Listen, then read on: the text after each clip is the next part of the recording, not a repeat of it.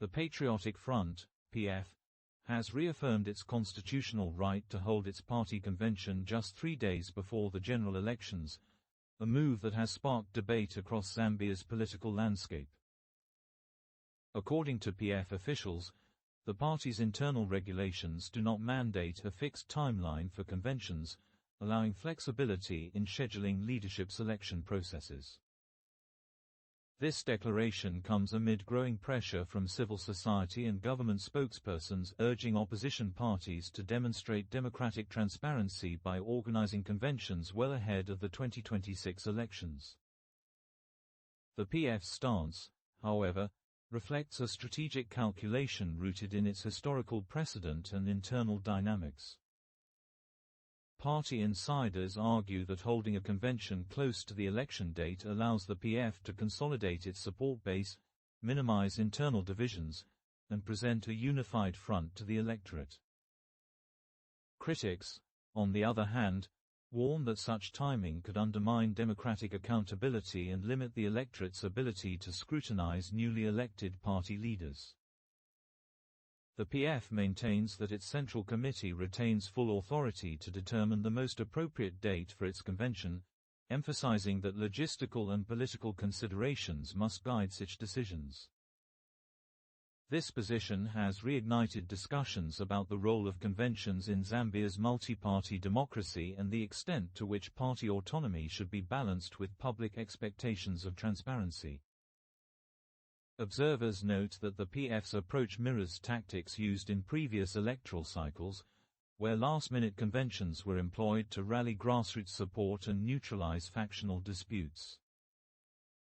While this strategy may offer short-term cohesion, analysts caution that it risks alienating voters who seek clarity and consistency in party leadership. Moreover, the timing of conventions has implications for campaign financing, media coverage, and voter engagement, all of which are critical in shaping electoral outcomes.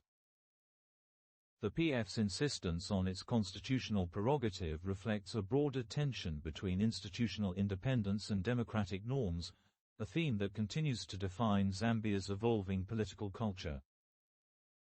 In response to the PF's announcement, government officials have reiterated their call for all political parties to hold conventions in 2025, framing it as a necessary step towards strengthening democratic institutions.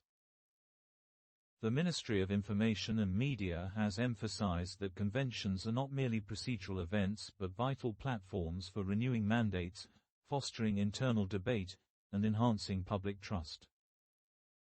The PF's decision to potentially delay its convention until the eve of elections raises questions about the party's internal readiness and its commitment to participatory governance.